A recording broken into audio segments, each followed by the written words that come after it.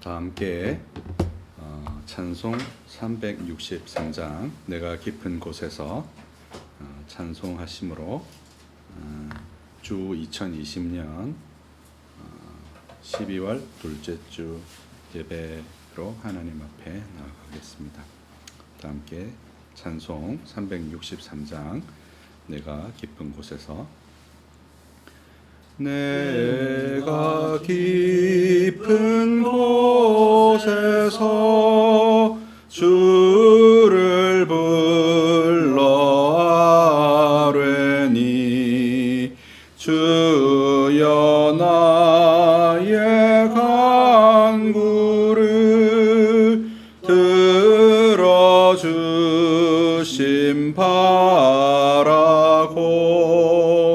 보좌 앞에 나가니 은혜 내려주소서.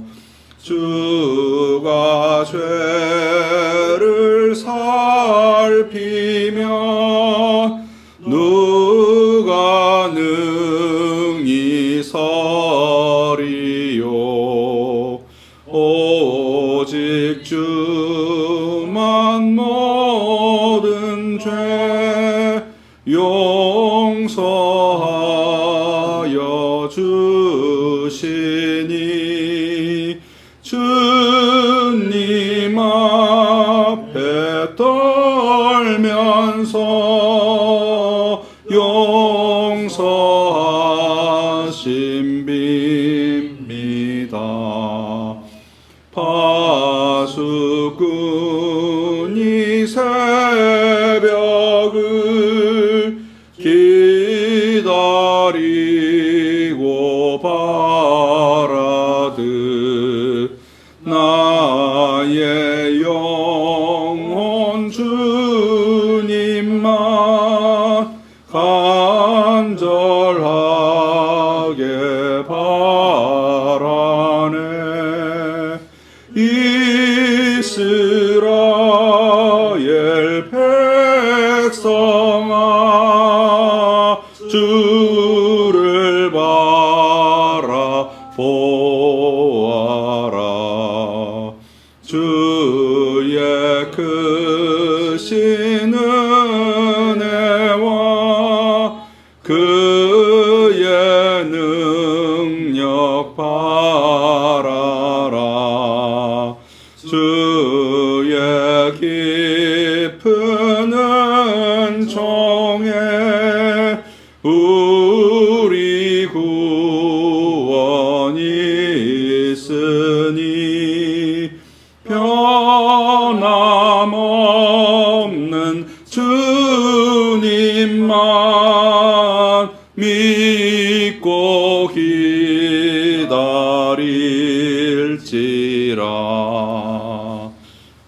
아멘. 주 2020년 12월 둘째 주일 샤로스 예배에 온라인으로 참여하시는 모든 분을 주님의 이름으로 환영합니다. 어제 보니까 환자가 이렇게 800여 명 확진자가 그렇게 나오던데 이런 엄중한 시국에 교회가 보일 수 있는 이웃사랑이 아마 비대면으로 예배함으로 사회에 이런 전염병이 더 창궐하지 않도록 돕는 것이 아닌가 이렇게 생각이 듭니다. 그래서 우리 샤로스 교회 예배도 이렇게 비대면으로 지금 진행하고 있습니다. 참석하셔서 하나님의 은혜를 함께 누리게 되시기를 주님의 이름으로 축원합니다. 다 함께 묵상기도 하심으로 성부와 성자와 성령 하나님께 성령과 진리로 예배하시겠습니다. 묵상기도합니다.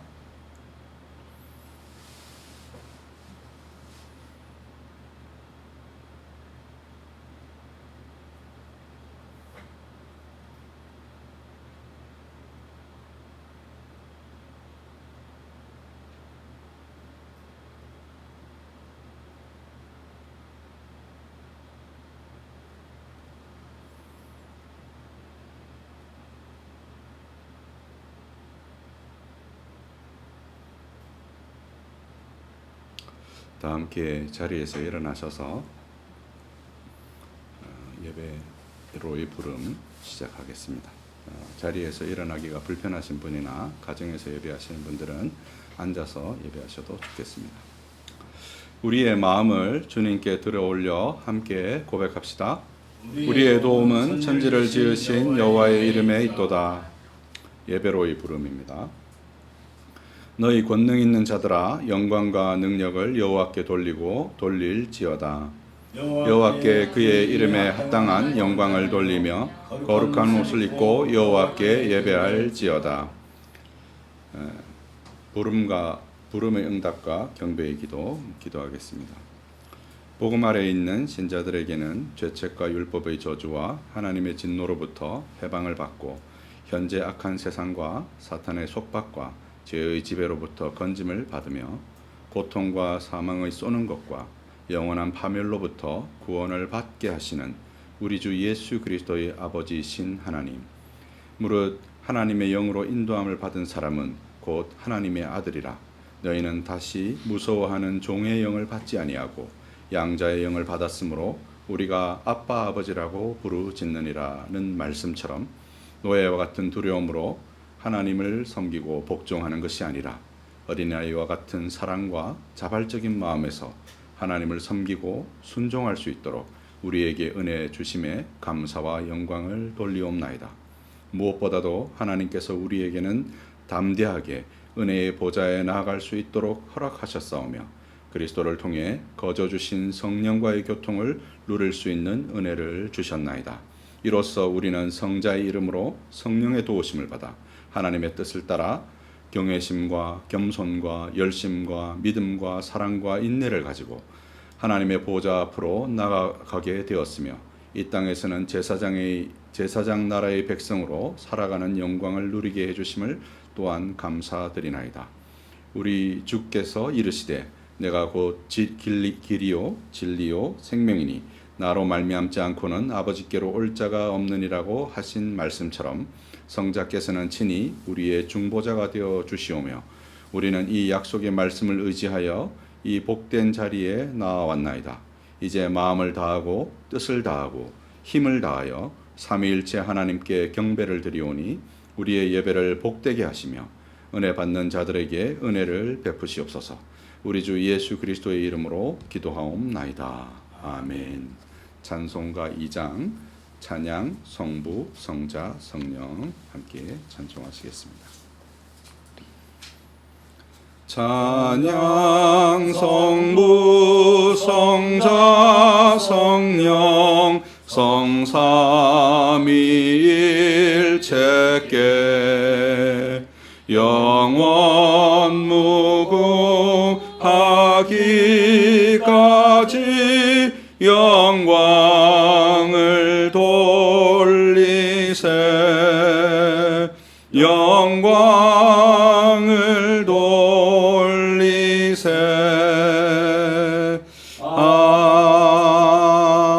아멘. 우리가 지난 한 주간 살면서 하나님 앞에 거룩하지 못하고 우리가 지었던 죄들을 주님 앞에 고백함으로 하나님 앞에 나아가도록 하겠습니다. 다 함께 자리에 앉아주시기 바랍니다. 고백으로의 부름입니다. 사랑에는 거짓이 없나니 악을 미워하고 선을 속하라. 형제를 사랑하며 서로 우애하고 존경하기를 서로 먼저 하며 부지런하여 게으르지 말고 열심을 품고 주를 섬기라. 소망 중에 즐거워하며 환난 중에 참으며 기도에 항상 힘쓰며 성도들의 쓸 것을 공급하며 손 대접하기를 힘쓰라. 죄의 고백 시편 25편 6절과 7절에서 보겠습니다.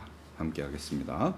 주여 나는 외롭고 괴로우니 내게 돌이키사 나에게 은혜를 베푸소서. 내 마음에 근심이 많으오니 나를 고난에서 끌어내소서. 나의 곤고와 환난을 보시고 내 모든 죄를 사하소서. 아멘. 우리 한 주간에 우리의 삶을 돌아보면서 하나님 앞에 지었던 죄악들을 주님 앞에 고백하고 묵상하며 기도하는 시간을 갖겠습니다. 잠시 묵상합니다.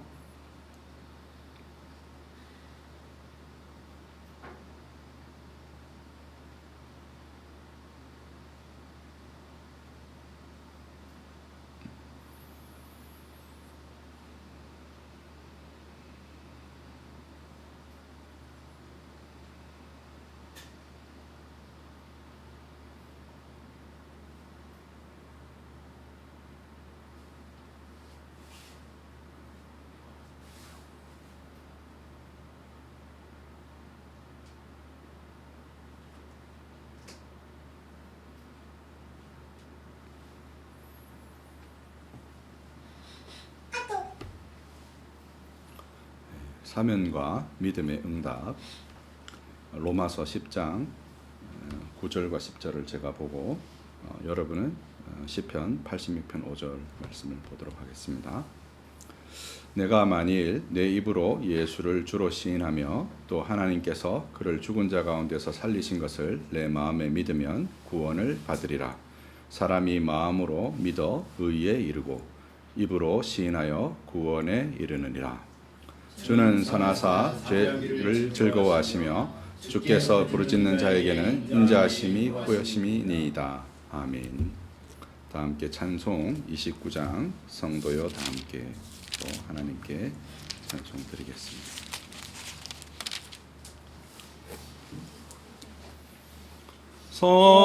성도여 다 함께 할렐루야 아멘.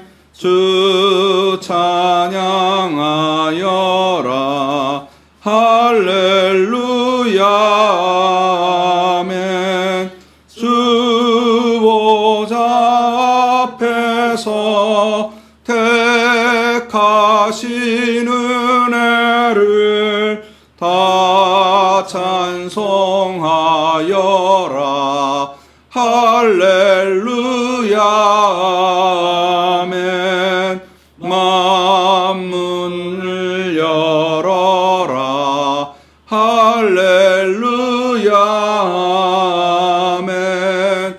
온 하늘 울려라 할렐루야 아멘. 인도자 되시며 친구가 되신 주 그 사랑 끝없다 할렐루야 아멘. 주 찬양하여라 할렐루야 아멘. 찬양은 끝없다 할렐루야 아멘. 거룩한 집에서 주 은총 기리며 늘 찬송 부르자 할렐루야 아멘. 아멘. 성경 낭독 민수기 7장 30절에서 마지막 절인 7장 30절에서 59절까지 중간에 있는 본문이네요. 7장 30절에서 59절까지 한 목소리로 같이 읽겠습니다. 시작. 넷째 날에는 루벤 자손의 지휘관 스데울의 아들 엘리술이 헌물을 드렸으니 그 헌물도 성소의 세겔로 30세겔 무게의 은쟁반 하나와 70세겔 무게의 은발이 하나라. 이 두 그릇에는 소재물로 기름 섞은 고운 가루를 채웠고 또 10세겔 무게의 금그릇 하나라. 이것에는 향을 채웠고 또 번제물로 숫송아지 한 마리와 수양 한 마리와 1년 된 어린 수양 한 마리이며 속죄 제물로 순념소 한 마리이며 화목 제물로 소 2마리와 순양 5마리와 순염소 5마리와 1년 된 어린 순양 5마리라. 이는 스데울의 아들 엘리술의 헌물이었더라. 다섯째 날에는 시므온 자손의 지휘관 수리삿대의 아들 슬루멜이 헌물을 드렸으니 그 헌물도 성소의 세겔로 130세겔 무게의 은쟁반 하나와 70세겔 무게의 은발이 하나라. 이 두 그릇에는 소재물로 기름 섞은 고운 가루를 채웠고 또 10세겔 무게의 금그릇 하나라. 이것에는 향을 채웠고 번제물로 수송아지 1마리와 수양 1마리와 1년 된 어린 수양 1마리이며 속죄 제물로 순염소 1마리이며 화목 제물로 소 2마리와 순양 5마리와 순염소 5마리와 1년 된 어린 순양 5마리라. 이는 수리삿대의 아들 슬루미엘의 헌물이었더라. 여섯째 날에는 갓 자손의 지휘관 드우엘의 아들 엘리아삽의 헌물을 드렸으니 그의 헌물도 성소의 세겔로 130세겔 무게의 은쟁반 하나와 70세겔 무게의 은발이 하나라. 이 두 그릇에는 소재물로 기름 섞은 고운 가루를 채웠고 또 10세겔 무게의 금그릇 하나라. 이것에는 향을 채웠고 또 번제물로 숫송아지 1마리와 수양 1마리와 1년 된 어린 수양 1마리이며 속죄 제물로 순염소 1마리이며 화목 제물로 소 2마리와 수양 5마리와 순염소 5마리와 1년 된 어린 순양 5마리라. 이는 드우엘의 아들 엘리아삽의 헌물이었더라. 일곱째 날에는 에브라임 자손의 지휘관 암미우스의 아들 엘리사마가 헌물을 드렸으니 그의 헌물도 성소의 세겔대로 130 무게의 은쟁반 하나와 70세겔 무게의 은발이 하나라. 이 두 그릇에는 소재물로 기름 섞은 고운 가루를 채웠고 또 10세겔 무게의 금그릇 하나라. 이것에는 향을 채웠고 번제물로 수송아지 1마리와 수양 1마리와 1년 된 어린 수양 1마리이며 속죄 제물로 순염소 1마리이며 화목 제물로 소 2마리와 순양 5마리와 순염소 5마리와 1년 된 어린 순양 5마리라. 이는 암미우스의 아들 엘리사마의 헌물이었더라. 여덟째 날에는 므낫세 자손의 지휘관 부다솔의 아들 가멀레엘이 헌물을 드렸으니 그의 헌물도 성소의 세겔로 130세겔 무게의 은쟁반 하나와 70세겔 무게의 은발이 하나라. 이 두 그릇에는 소재물로 기름 섞은 고운 가루를 채웠고 또 10세겔 무게의 금그릇 하나라. 이것에는 향을 채웠고 또 번제물로 수송아지 1마리와 수양 1마리와 1년 된 어린 수양 1마리이며 제물로 순염소 1마리이며 화목 제물로 소 2마리와 순양 5마리와 순염소 5마리와 1년 된 어린 순양 5마리라. 이는 부다술의 아들 가말리엘의 헌물이었더라. 아멘. 이는 주님의 말씀입니다. 하나님께 감사를 드립니다. 아멘. 다 함께 연보와 찬송하시겠습니다. 찬송은 70장 피난처 있으니.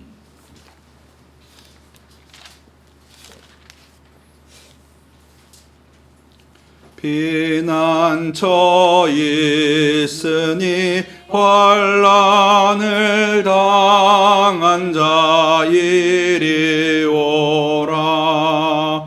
땅들이 변하고 물결이 일어나 산 위에 넘치네 두렵지 않네.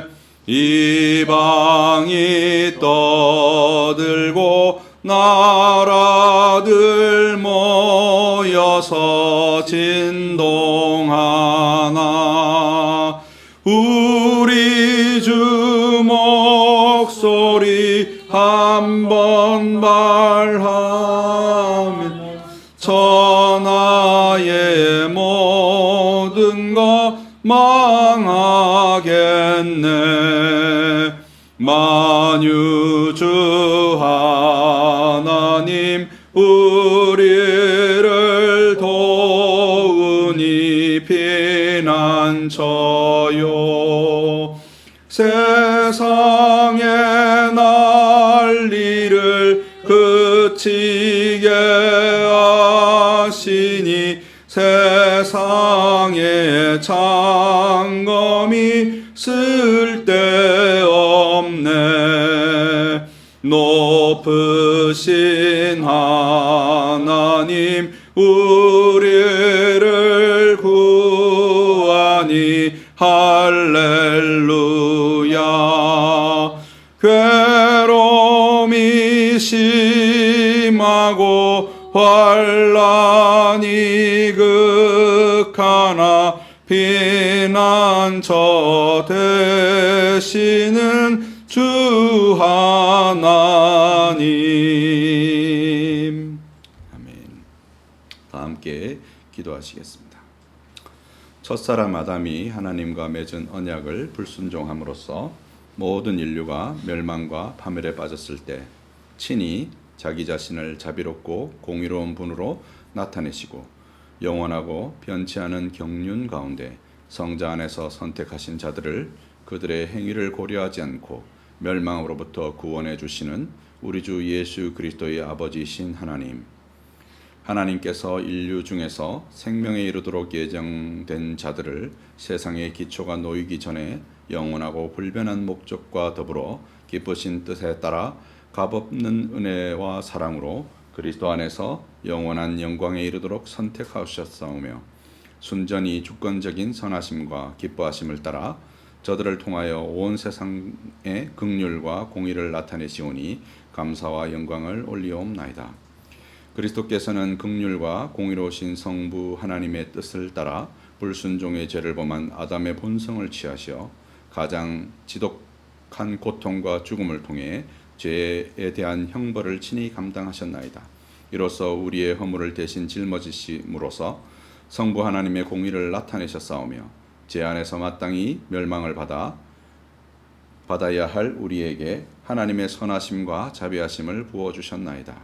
우리가 아직 죄인 되었을 때 그리스도께서 우리를 위하여 죽으심으로 하나님께서 우리에 대한 자기의 사랑을 확증하셨느니라는 말씀과 같이 그리스도께서는 십자가의 죽음으로써 우리를 향한 하나님의 공의와 긍휼을 친히 증거하셨으며 우리가 마땅히 당해야 할 형벌을 대신 지심으로써 영원한 사망으로부터 우리를 구원해 주심에 감사를 드리나이다.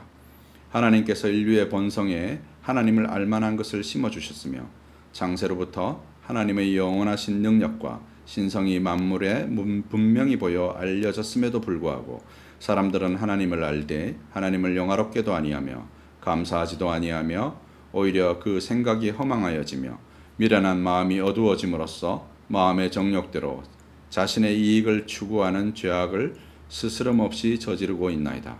심지어 그리스도의 복음을 듣고 성령의 조명을 받음으로써 예수를 주님이라 시인하면서도 여전히 육신에 사로잡혀 성령의 일을 받지 아니하고 오히려 썩어 없어질 육신의 방법으로 하나님의 나라의 일을 대신하려고 하는 패역한 모습으로 우리가 자유롭지 못함을 고백하나이다. 주여 우리를 불쌍히 여기시어 너희 몸은 너희가 하나님께로부터 받은 바 너희 가운데 계신 성령의 전인 줄을 알지 못하느냐. 너희는 너희 자신의 것이 아니라는 말씀에 따라 우리들의 모든 육적인 욕망을 내려놓고 전적으로 하나님의 교회를 세워가는 일에 헌신하도록 이끌어 주옵소서. 전능하시고 자비로우신 우리의 아버지이신 하나님, 죽음을 통하여 죽음의 세력을 잡은 자, 곧 마귀를 멸하시고 또 죽기를 무서워함으로 한평생 매어 종로로 타는 모든 자를 놓아주려 하심이라고 히브리서에서 증거한 것처럼 하나님께서 일찍이 예수 그리스도를 중보자로 이 세상에 보내시어 우리 인생들이 하나님 앞에 나아가는 구원을 받음에 있어서 사람들의 어리석은 공포심과 불신을 제거하여 주시었나이다. 또한 다른 이로서 구원을 받을 수 없나니 천하 사람 중에 구원을 받을 만한 다른 이름을 우리에게 주신 일이 없음이라고 성경이 전하는 것처럼 누구든지 중보자이신 예수 그리스도께 십자가의 피로 구속하셨음을 믿는 자들에게는 하나님께 나아갈 수 있도록 길을 열어 주셨나이다. 바라옵기는 이 복된 소식을 온 천하 사람들이 듣고 깨달아 날마다 많은 사람들이 구원을 받고 비로소 인생이 존재하는 참된 의미를 따라 마땅히 창조주이신 하나님을 경배하며 즐거워하게 하옵소서. 만왕의 왕이시며 영원하신 왕이시며 썩지도 않고 보이지도 않고 홀로 하나이시며 존귀와 영광이 무궁하신 하나님께서도 지금도 이 세상을 다스리시며 우리나라를 또한 통치하시오니 이 땅에 있는 정치가들과 법관들과 고위공직자들이 하나님을 두려워하며 순전한 마음으로 백성들의 안위를 위하여 공의와 공평을 행하는 일에 모범을 보일 수 있도록 이끌어 주옵소서. 하나님께로부터 받은 권세를 받은 자들이 백성을 위하여 봉사하지 아니하고 정치와 법률을 악용하는 방법으로 자신의 부귀 영달을 도모하는 악한 일을 더 이상 저지르지 못하도록 이 땅에 정의를 심어 주옵소서. 코로나19로 인하여 고통을 당하고 있는 사람들을 기억하시어 저들이 어려움 가운데서라도 하나님을 기억하게 하옵시고 어려울 때일수록 더욱더 겸손하게 하나님 앞에 나아와 생명의 주인이신 하나님만을 의지하게 하옵소서. 오늘도 삼위일체 하나님을 예배하는 자리에 주의 자녀들을 불러주시오니 감사를 드리나이다. 하나님의 보좌, 하늘 보좌 앞에 모인 성도들이 경배와 찬양을 기뻐 받으시옵소서. 주의 은혜와 평강을 온 땅에 펼치시옵소서. 우리 주 예수 그리스도의 이름으로 기도하옵나이다. 아멘. 하나님 말씀은 히브리서 2장 10절에서부터 18절에 있는 말씀을 보겠습니다.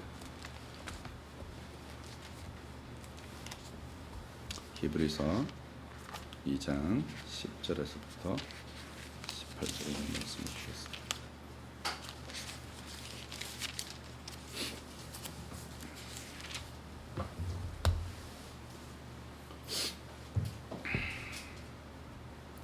성경은 기록되어져 있는 살아계신 하나님의 살아있는 말씀입니다. 이 말씀 받들어 읽을 때에 착하고 좋은 마음으로 마음에 받으시고 인내로 지켜서 30배, 60배, 100배 다 결실케 되시는 저와 여러분 되시기를 주님의 이름으로 축원합니다. 제가 받들어 읽겠습니다. 그러므로 만물이 그를 위하고 또한 그로 말미암은 이가 많은 아들들을 이끌어 영광에 들어가게 하시는 일에 그들의 구원의 창시자를 고난을 통하여 온전하게 하심이 합당하도다. 거룩하게 하시는 이와 거룩하게 함을 입은 자들이 다 한 근원에서 난지라. 그러므로 형제라 부르시기를 부끄러워하지 아니하시고 이르시되 내가 주의 이름을 내 형제들에게 선포하고 내가 주를 교회 중에 찬송하리라 하셨으며 또 다시 내가 그를 의지하리라 하시고 또 다시 볼지어다 나와 및 하나님께서 내게 주신 자녀라 하셨으니 자녀들은 혈과 육에 속하였으며 그도 또한 같은 모양으로 혈과 육을 함께 지니심을 죽음을 통하여 죽음의 세력을 잡은 자 곧 마귀를 멸하시며 또 죽기를 무서워함으로 한평생 매어 종로로 타는 모든 자들을 놓아주려 하심이니 이는 확실히 천사들을 붙들어 주려 하심이 아니요 오직 아브라함의 자손을 붙들어 주려 하심이라. 그러므로 그가 범사에 형제들과 같이 되심이 마땅하도다. 이는 하나님의 일에 자비하고 신실한 대제사장이 되어 백성의 죄를 속량하려 하심이라. 그가 시험을 받아 고난을 당하셨은즉 시험을 받는 자들을 능히 도우실 수 있느니라. 아멘. 오늘 이 말씀을 가지고 9월의 말씀을 굳게 간직하라. 두 번째 시간 말씀 전하도록 하겠습니다. 이제 히브리서 2장은 전체가 다 그 구원의 말씀이신 그리스도에 관한 이제 설명이라고 할 수 있습니다. 그래서 이것을 우리가 굳게 간직해야 된다. 우리가 1장 1절에서 우리 조상들에게 여러 부분과 여러 모양으로 말씀하신 그 하나님이 이 모든 날 마지막에 아들로 말씀하셨다라고 하면서 1장에서 천사를 계속 얘기했던 이유가 천사의 중보를 통해서 말씀을 받았는데 그 말씀 받은 것과 비교할 수 없게 이제 이 모든 날 마지막에 아들로 말미암아 이 구원의 창시자이신 아들로 말미암아 우리가 그 말씀을 받게 되었으니 그것과 능히 비교할 수 없다. 그러니 그것을 너희가 마음속에 굳게 간직해야 된다. 이것이 이제 주요한 내용이라 할 수 있습니다. 거기 보면 이제 두 가지 단어가 2장에서 되게 반복되어지는데 죽음이라는 단어가 5회 반복되어지고 동사로서는 그 순종하다, 복종하다는 단어가 5절과 8절에서 3번 이렇게 연이어 4번 이렇게 반복되고 있는 것을 볼 수 있습니다. 2장의 전체적 구조를 보면 그 문단 나누기 위에 보면 좀 잘못 나왔는데요. 구원의 말씀을 굳게 간직하라. 이게 이제 전체 2장의 전체 주제이고 1절부터 4절은 이제 구원의 말씀을 간직하라는 이제 명제를 제시한 것이고 5절부터 9절은 구원의 말씀의 내용을 얘기했는데 그리스도가 행하신 죽음의 고난과 영광에 관해서 설명을 했습니다. 우리가 지난번에 들었던 히브리서 3번째 강의에서 이 앞부분에 1절부터 9절까지의 내용을 다루었죠. 그리고 이제 오늘 이제 다루게 될 내용이 이제 10절부터 18절에 나오는 구원의 말씀의 결과인데 그 결과가 뭐냐면 바로 우리를 그리스도의 형제로 부르셨다는 거예요. 그러니까 이제 성경이 여러 가지로 이제 우리의 신분에 대해서 얘기하는데 뭐 자녀로 부르셨다, 왕 같은 제사장이다, 백성이다, 그는 포도나무고 우리는 가지다, 여러 가지로 설명을 하는데 그 중에서도 이제 히브리서 2장의 구원의 말씀에 관한 설명을 하면서 그리스도의 형제로 우리를 부르셨다는 것에 대한 강조점을 두고 이제 히브리서가 설명하는 것을 볼 수 있습니다. 그래서 이제 내용을 한번 보시면 일단 간단하게 서베이를 하고 이제 우리가 지난번에 들었던 말씀을 한번 복기하고 본문의 내용에 들어갈 텐데요. 그 구원의 말씀의 결과로서 우리를 그리스도의 형제로 부르심에 관한 이제 그 첫 번째 주제가 10절인데 많은 일을 구원하는 일에 구원의 창시자로서 창시자를 고난으로 온전케 하셨다. 이제 온전케 하심이라는 단어는 이제 뒤에 다시 설명하겠지만 되게 제의적인 의미가 담겨 있습니다. 제사를 드리는 봉헌하다는 의미로도 사용되어지는 그런 단어인데요. 구원의 창시자이신 예수 그리스도가 고난을 통해서 하나님 앞에 드려졌다. 이제 이걸 통해서 이제 무엇과 연결하고 있냐면 율법에서 성전으로 이제 이렇게 연결하는 이제 연결고리가 되는 것이죠. 그리고 11절에는 이제 그 형제라 부르는 것을 부끄러워하지 않으셨다라는 얘기를 하면서 시편 22편을 인용합니다. 그 시편 22편은 이제 신약 시대의 초대 교회에서 계속 어떻게 이해되어졌냐면 메시아에 관한 시편으로 이해되어졌고 특별히 22절을 인용했는데 내가 주의 이름을 형제에게 선포하고 회중 가운데 찬송하리라는 말씀을 인용하고요. 또 하나의 말씀을 인용했는데 이사야서 8장 17절과 18절의 말씀을 인용했습니다. 이제 야곱의 집에 대하여 얼굴을 가리시는 여호와를 나는 기다리며 그를 바라보리라. 이제 이 말씀이 이제 핵심 포인트인데요. 야곱의 집에 대해서 하나님이 얼굴을 가리셨어요. 그죠? 우리가 지난번에 들었던 내용, 이제 9절의 내용을 여러분 기억하시면 하나님의 은혜로 말미암아를 초대 안디옥 교부들이나 라틴 교부들이 어떻게 해석했다고 말씀을 드렸죠? 하나님 없이 하나님으로부터 이렇게 버려지는 이런 상황을 말씀을 드렸잖아요. 그렇죠? 뒤에 다시 설명을 하겠지만 여기 이 인용을 이제 우리가 보면 무엇을 알 수 있냐면 하나님이 이 이스라엘 백성을 향해서 얼굴을 가리시는데 이제 그 하나님을 향해서 바라보는 믿음을 보이는 사람을 묘사하고 있거든요. 이사야서 8장을 통해서 이사야서 8장이 여러분 잘 아시는 그런 그 메시아에 관련된 예언을 담고 있는 본문이에요. 그래서 이제 그런 내용이 이제 다루어져 있고 이제 그렇게 하면서 이제 그 같은 모양으로 혈과 육에 속하신 그리스도가 실제로 하시는 일을 5가지로 설명했어요.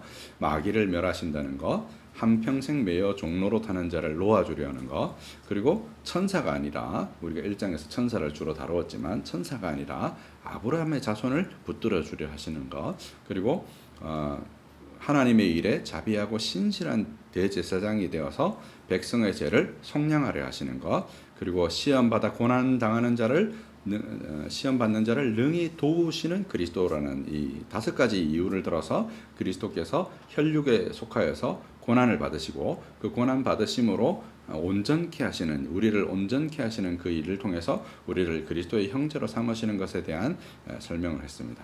구조도에는 우리가 지난번 강의에서 이제 실었기 때문에 생략을 했고요. 이전 본문을 이제 한번 간단하게 요약을 해보면 1절부터 9절의 내용 중에 특별히 이제 2장 1절을 보시게 되면, 히브리서 2장 1절에 보시면 그러므로 우리가 들은 것을 더욱 유념함으로 우리가 흘러 떠내려 가지 않도록 함이 마땅하다, 이렇게 이제 얘기했는데, 그 중에서도 이제 더욱이라는 단어를 이제 어떻게 해석해야 된다고 말씀을 드렸죠? 최상급으로 읽어야 된다 그랬죠. 특별히 신약의 헬라어, 코인의 헬라어는 최상급을 회피하는 경향이 있고 비교급을 통해서 최상급을 표현한다고 그랬어요. 그래서 최고로 풍성하게라는 의미이고, 그리고 이게 흘러가다 는 게 이제 유념하다는 표현이 항구에 정박하다 뭐 이런 뜻이라고 말씀을 드렸죠. 우리의 생각이 흘러가지 않도록, 우리의 생각들이 흘러가지 않도록 구원의 항구이신 이 하나님의 말씀, 그리스도로 말미암아 주어진 그 말씀에 우리가 온전히 정박해야 된다는 것을 설명을 드렸습니다. 그죠? 그리고 2절과 3절에서는 천사로 말미암아 받은 계시도 구약에서 큰 보응을 받았죠. 예를 들어서 뭐 고라의 자손이라든지 그 음행하다가 죽임을 당했던 뭐 이제 비느하스에 의해서 죽임을 당했던 이런 백성이라든지 하나님의 큰 보응을 여러 가지로 받았다면, 이제 아들로 말미암는 구원의 말씀에 관여하지 않는, 그것과 관계없는 사람들이 받을 보응을 피할 수가 있겠느냐? 그러니까 이제 여기서도 이제 비교가 등장하죠. 어떤 비교가 등장합니까? 구약에서 천사의 중보로, 그러니까 누가 전해주는 말을 들은 자들이 불순종함으로 보응이 그렇게 컸다면, 아들이 와서 직접 얘기하는 것에 대한 보응이 얼마나 크겠냐는 거예요. 이제 우리도 그렇잖아요. 누가 뭘 시킬 때 누가 와서 전해서 시키면 그 직접적인 느낌이 안 들잖아요. 그래서 뭐 간혹 이제 무시하기도 하고 이제 뭐 잊어버리기도 하고 이러는데, 당사자 주인이 와서 그거를 명령하면 우리가 그걸 무시할 수가 없죠. 그러니까 거기에서 같은 말씀이라도, 같은 하나님의 말씀이라고 하더라도 아들로 말미암아 주어진 말씀을 피해갈 수가 없다. 그러니까 이 아들로 말미암아 주어진 말씀의 그 어떤 위급성, 중대함, 이런 것이 더 강력하다. 그래서 구약과 신약이 동일한 하나님의 말씀에도 불구하고 오늘 이제 본문에서 등장하겠지만 구원의 창시자이신 예수 그리스도를 향하여서 구약의 말씀들이 다 집중되어져 있기 때문에, 그런 점에서 구약의 말씀과 신약의 말씀은 비교할 수 없는 차이점이 존재한다. 신약 계시의 우월성이 있는 것이죠. 그래서 우리가 신약을 통해서 신약의 빛 아래서 구약을 해석해야 하기도 하고, 그런 구약의 보응이 그렇게 정말 엄중한 것이라고 한다면 신약의 백성에게 주어진 보응이 얼마나 엄중하겠는가라는 것을 얘기하면서 우리가 그 말씀에 복종하고 순종해야 된다는 이제 내용을 얘기하고 있는 것이죠. 세 번째, 2절과 3절에는 이제 계시의 차별점이 등장하는데, 하신 말씀과 말씀하신이라는 표현을 통해서 설명한다고 그랬죠. 이게 신적 수동태라고 그랬습니다. 그죠? 천사의 중보와는 다른 신적 계시로서 주의 말씀을 지금 어떻게 표현했냐면, 이제 신적 수동태로서 하나님의 말씀, 성부 아버지의 말씀과 같은 말씀으로 그리스도의 말씀의 위치를 이제 그렇게 두셨다고 이제 그렇게 말씀을 드렸죠. 그리고 4절은 이제 보통 신약 성경이 우리가 이제 그리스도라는 계시가 주어지고 그 계시를 설명하는 자들로서 누구를 얘기하냐면 사도들을 얘기하죠. 그래서 우리가 신약 성경의 어떤 정경성을 말할 때 주로 어디에 기대어 있냐면 사도성에 기대어 있는 거죠. 그러니까 이 그리스도로부터 보냄받았다는 거예요. 그 보냄받은 것의 대표적인 표지를 신약이 어떻게 제시를 하냐면 표적과 기사예요. 그러니까 하나님의 표적이 나타나고, 그러니까 사람이 할 수 없는 엑스트라오디너리한 초자연적인 능력이 나타날 때 그때 이것이 신적 권능에서부터 온 것이다 하는 것들을 증거하는 것이죠. 신약이 대체로 모든 부분에서 그리스도의 말씀을 증거하는 사도들의 사도성을 증거하는 어떤 구체적인 표지로 표적과 기사를 말하는데, 누가 사도행전하고 그리고 이 히브리서만 4가지 표절을 얘기하고 있어요. 표적과 기사 그리고 능력과 성령을 나누어 주신 것을 이제 얘기하고 있는데 이것은 누가복음하고 여기에서만 관찰된다고 말씀드렸죠. 그리고 이제 우리가 첫 강의에서도 말씀드렸지만 이 히브리서의 저자가 누가일 가능성이 이런 점에서 훨씬 더 방증된다라고 말씀을 드렸습니다. 그렇죠? 그 다음에 7절에서 잠시 동안 이제 우리가 시편 8편에 보면 뭐 이제 하나님의 지으심이 신묘막측한다는 얘기를 하면서 사람을 천사보다 혹은 이제 본문에는 엘로힘이라고 되어 있는데요. 하나님보다 못하게 조금 못하게 이제 히브리서는 그 히브리 본문들 시편에 관한 히브리 본문들은 조금 못하게 이제 요렇게 이제 되어 있어요. 근데 이게 그 이제 헬라어로 번역되어질 때 브라큐티라는 단어를 썼는데 이 브라큐티라는 단어는 질적인 의미로서 조금 못하게다는 의미도 있지만 어떤 의미로도 사용되어질 수 있냐면 잠시 동안이라는 시간적 의미로도 사용될 수 있다고 말씀드렸어요. 그래서 이 시편 8편에 나오는 이 부분을 그리스도에 적용한 거죠. 어떻게 적용했냐면 그리스도께서 원래 성부와 동일하신 분이신데 잠시 동안 못하게 되셨다는 거예요. 그래서 하나님의 우리가 지난번 설교에서 성경찬 목사님이 설교해 주셨던 빌립보서 본문에서 근본 하나님의 본체시지만 하나님과 동등됨을 취할 것으로 여기지 아니하시고 오히려 자기를 비어 종의 형체를 가지신 그렇게 잠시 동안 못하게 되어진 부분에 대한 강조를 했잖아요. 그죠? 그래서 그리스도께서 인자로서 낮아지심과 높아지심을 설명하는 것으로서 이제 7절에서 그 설명을 잠깐 했던 것을 우리가 기억해 봐야 할 필요가 있습니다. 그리고 이제 8절 하반절로부터 시작해서 9절까지는 2가지 동사로 대비된다고 말씀드렸죠. 보지 못하는 것과 보는 것으로 대비되어지는데 복종하는 것을 보지 못한다. 무엇이 복종하는 것을 보지 못한다는 거예요? 만물이 복종하는 것을 보지 못한다. 누구에게요? 그리스도에게 복종하는 것을 보지 못한다. 지금 우리가 현세에서 그런 것들을 보지 못하고 있잖아요. 그죠? 실제로 세상의 정부가 그리스도께 복종하는 것을 보지 못하고 있고 세상에 있는 만물들이 하나님께 복종하는 것을 보지 못하고 있고 심지어 교회와 교회에 속한 직원들과 성도들도 하나님께 복종하는 것을 보지 못하고 있다는 것이죠. 그렇지만 우리가 본다는 거예요. 뭘 보고 있냐면 미래적으로 보고 있고 그리스도께서 이미 이루신 것을 보고 있는데 존귀와 영광을 쓰신 예수 그리스도를 본다 이렇게 말하는 거죠. 그리스도께서 존귀와 영광을 쓰신 이유는 뭐냐면 이 구원을 완성하셨기 때문이죠.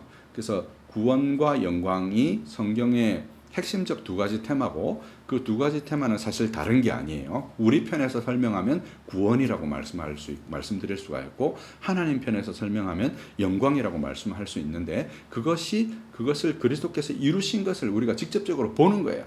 마치 눈으로 목격하듯이 보는 것이죠. 그래서 우리가 그 이순신 장군이 뭐 전쟁에 나가서 나의 죽음을 적들에게 알리지 마라는 것은 그냥 들어서 아는 그냥 역사적인 사실일 뿐이지만 그리스도께서 부활하셔서 승천하셔서 하나님 보좌 우편에 앉으셔서 존귀와 영광을 받으셨다는 이 사실은 그냥 우리가 누군가에게 전해 들은 사실이 아니라 앞에서도 우리가 말씀드렸던 것처럼 우리가 그리스도로부터 직접 들은 이 말씀에 관한 보응을 피할 수 있겠냐라고 말씀드렸던 것처럼 하나님으로부터 그리스도로부터 그것을 우리가 직접 목격한 증인이라는 거예요. 부활의 직접적인 증인이다 하는 것이 이제 성경의 핵심적인 메시지죠. 그래서 예수 믿는 사람은 무엇을 보는 사람이냐면 그리스도께서 하나님의 존귀한 영광을 입으시고 하나님 보좌 우편에 앉으신 것을 보는 사람들인 거죠.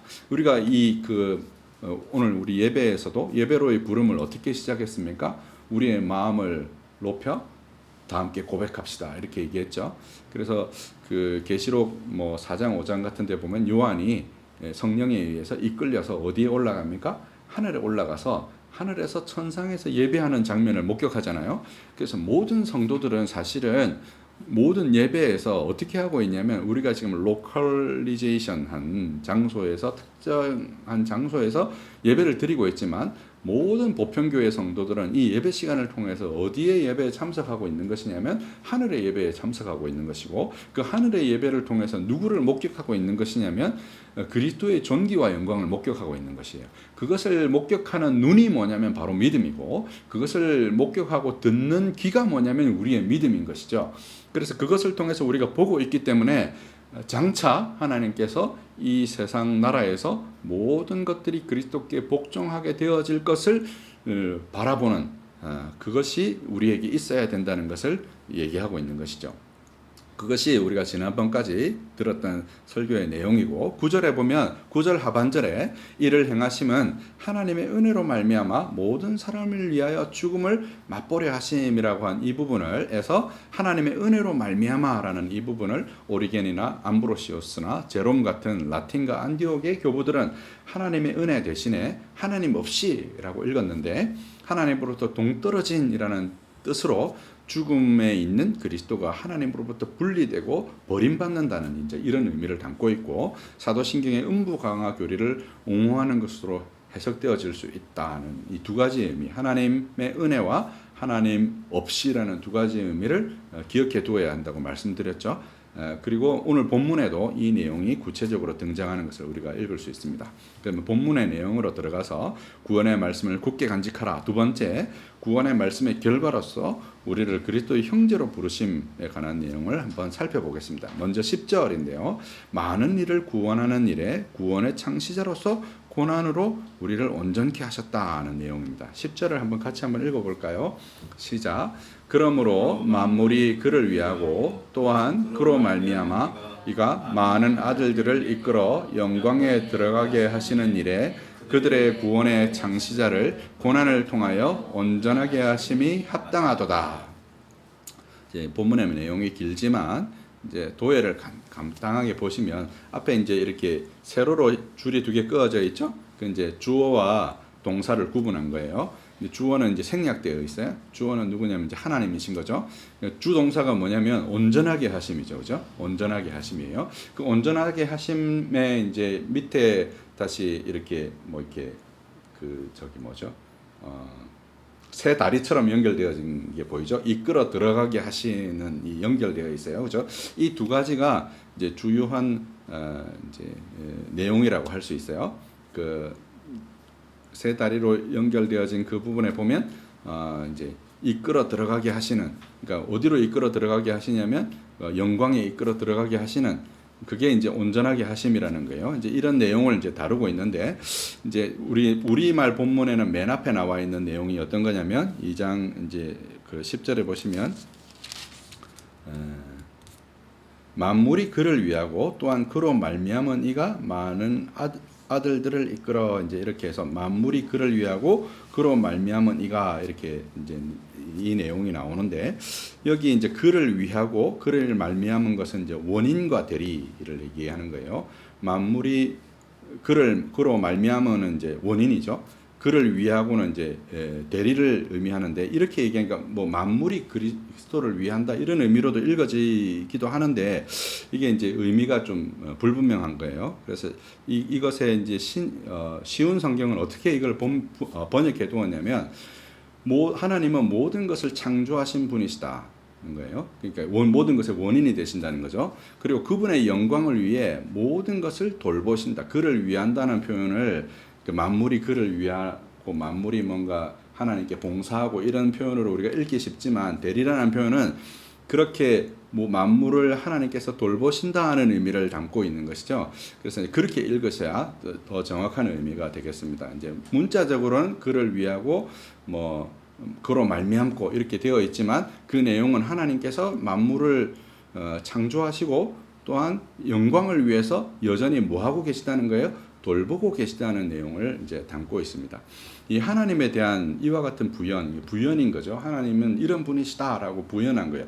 만물을 창조하셨고 만물을 여전히 그의 영광을 위해서 돌보고 섭리하시고 계시다는 그분께서 이제 하시는 일을 분사로 이제 표현했는데, 어떻게 표현했냐면 이끌어 들어가게 하시는이라는 말로 표현했어요. 어디로 이끌어 들어가게 하신다는 거예요. 이제 그 영광을 위해서 우리를 이끌어 들어가게 하시는데 고난을 통해서 이 일을 하셨다는 거예요. 그 결과로 그리스도의 고난이라는 그 결과로 많은 아들을 영광에 들어가게 하시는 것이 바로 하나님이 하신 일이다. 하나님이 만물을 창조하시고 그 하나님의 영광을 위해서 만물을 돌보고 계시는데 그것이 그리스도의 고난을 통해서 우리로 하여금 그 아들들이 되어서 아버지의 영광에 들어가게 하신다. 이제 그 내용을 10절이 설명하고 있는 것이죠. 이러한 그리스도의 사역을 본문은 구원의 창시자 이렇게 묘사하고 있습니다. 그죠? 10절에 보시면 그죠? 구원의 창시자를 고난을 통하여서 온전하게 하셨다 이렇게 설명했어요. 그죠? 그를 성부 하나님께서 온전케 하신다고 설명하고 있습니다. 창시자라는 표현은 인도자, 지배자로도 번역이 가능한데 히브리서 12장 2절에도 등장하고 공교롭게도 사도행전 3장 15절과 5장 13절에만 등장합니다. 신약에서 딱 4번 등장하는 거예요. 4번 등장하는데 어디에 등장한다고요? 사도행전에 2번 등장하고 히브리서에 2번 등장하죠. 그죠? 이게 여러 가지로 겹치는 부분이 지금 계속 나오잖아요. 사도행전에서 그리스도의 어떤 그 보낸 사도의 사도성을 증거하는 것을 4가지 표지로 설명한 부분하고 이 창시자, 구원의 창시자라는 표현이 사도행전과 그다음에 히브리서에만 등장한다는 점에서 이런 어떤 특정한 단어를 반복적으로 사용하는 게 한 사람의 이제 저자라는 것을 보여줄 수 있는 것이죠. 그래서 이런 점에서도 이 히브리서의 저자가 누가라는 것을 방증해 준다고 할 수 있습니다. 특별히 이 창시자는 초대 사도 시대에 사용되었던 오래된 그리스도의 칭호로 보이고 의미상으로는 예수께서 영원한 생명의 첫 수혜자로서 그와 연합된 신자들을 이끌어 주시는 분임을 설명하는 용어로 할 수 있습니다. 그리스도께서 이 생명의 첫 번째 수혜자가 되셔서 그것을 많은 사람들에게 공유하고 분야하고 나누어져서 그 생명에 들어가도록 우리를 이끄시는 분을 표현할 때 인도자 혹은 창시자 혹은 지배자 이제 이런 표현을 쓴 것이죠. 이런 사도행전과 히브리서의 공통된 신학 용어는 저자가 누가라는 사실을 여러모로 방증한다 할 수 있습니다. 10절에 온전케 하다는 이 구절뿐만 아니라 히브리서 전체에서 매우 중요한 단어입니다. 텔레오사이라는 이제 단어인데요. 텔레이오에 이제 변형된 형태인데요. 히브리서 전체에서 이 동사 형태로만 14번 사용되었습니다. 신약 전체에서 총 31번 사용되었고 공교롭게도 누가 사도행전에서 7회 그리고 히브리서에 14번 그다음에 요한 서신에서 9번인데 바울 서신에서는 단 한 번 사용되었습니다. 이런 점도 바울 신학과의 약간 묘한 결의 차이를 보여주는 것이죠. 원어상의 의미는 목적으로 인도하다, 완성으로 이끌다 등이지만 봉헌하다라는 뜻으로 쓰이며 항상 제의적 의미를 함축합니다. 특이한 점은 히브리서에서는 이 단어가 항상 하나님과 관계된 문장으로 나온다는 점입니다. 그러니까 단순히 사람이 윤리적으로 완전해졌다는 말이 아니라 하나님께서 수납하시도록 사람을 근본적으로 변화시켰다는 뜻입니다. 그러니까 이제 우리가 보통 이제 구원을 말할 때 이제 웨슬리가 그 완전성화 얘기를 하잖아요. 그래서 완전성화가 우리가 뭐 윤리적으로 뭔가 완전해진 것처럼 이제 웨슬리는 그렇게 얘기하는 경향이 있는데요. 실제로 히브리서에서 말하는 온전케 되다는 의미는 우리가 윤리적으로 완전해졌다는 말이 아니라 하나님께서 우리를 수납하시도록 하나님이 우리를 받으실만 하도록 온전케 되었다는 그리스도의 사역 자체에 방점이 찍혀 있는 거죠. 하나님과 관계되어서 하나님의 사역이라는 점에서 우리를 그렇게 받으시는 봉헌 제물로 그리스도께서 드려지심으로 하나님께서 우리를 온전히 받을 수 있게 되었다라는 의미로 이 단어가 사용되었다는 것입니다. 따라서 여기에는 하나님이 그리스도를 대제사장으로 봉헌하시어 거룩하게 하시고 완전하게 하셨다는 뜻이 된다고 할 수 있습니다. 따라서 고난은 일종의 제의가 됩니다. 제의라는 건 제사를 말하는 거예요. 이 고난은 단지 십자가의 죽음만을 의미하지 않고 그의 성육신으로부터 시작해서 전생에 걸친 낮아지심의 모든 과정과 율법에 순종하셨던 모든 것을 포함하는 것이라고 할 수 있습니다. 그리스도의 봉헌은 단지 십자가만이 봉헌이 아니라 그의 전생애가 봉헌이라는 거죠. 그분의 성육신부터 시작해서 우리가 성육신을 설명할 때 신약성경 특별히 요한복음이 이렇게 설명합니다. 말씀이 육신이 되어서 우리 가운데 거하심에라고 표현하잖아요. 이 거하심이라는 단어가 장막을 치다라는 의미예요. 그리고 이 요한복음의 이 진술 다음에 나오는 것이 무엇입니까? 성전을 정화하시는 예수님의 사역이죠. 그래서 요한복음은 성전 정화를 맨 앞에 배치해 두었고 그 성전 정화에 대한 본문의 내용이 어떻게 정의가 되어져 있냐면 이 성전을 헐라 내가 사흘 만에 다시 일으키리라 라고 해서 예수님 자신의 육체에 관해서 설명하고 있는 것을 볼 수 있죠. 그러니까 예수님의 자신의 육체가 성전이고 성전의 봉헌물이라는 점을 강조해서 설명했다는 것입니다. 그래서 그리스도의 고난이 하나님께 봉헌되었다는 의미가 아니라 그리스도의 성육신부터 시작해서 그의 전생애와 모든 율법의 순종이 하나님의 봉헌되어서 온전케 되었다 라는 의미고, 그 온전케 되어진 결과가 뭐냐면 우리를 아들로서 받으실 수 있도록 우리를 이끌어서 영광에 들어가게 하신다, 이제 이런 의미를 담고 있다고 말씀드릴 수가 있는 것입니다. 형제라 부르기를 부끄러워 아니하심. 이제 11절에 보시게 되면 이 11절이 이 히브리서 저자가 설명하고자 하는 내용이고요. 그 설명하고자 하는 내용에 관한 이제 그 구약의 인용을 이제 두 가지 인용이 12절 13절에 나오는데요. 한번 본문을 같이 한번 11절로부터 13절까지 같이 한번 읽어 보겠습니다. 거룩하게 하시는 이와 거룩하게 함을 입은 자들이 다 한 군원에서 난지라. 그러므로 형제라 부르시기를 부끄러워하지 아니하시고 이르시되 내가 주의 이름을 내 형제들에게 선포하고 내가 주를 교회 중에 찬송하리라 하셨으며 또 다시 내가 그를 의지하리라 하시고 또 다시 볼지어다 나와 및 하나님께서 내게 주신 자녀라 하셨으니.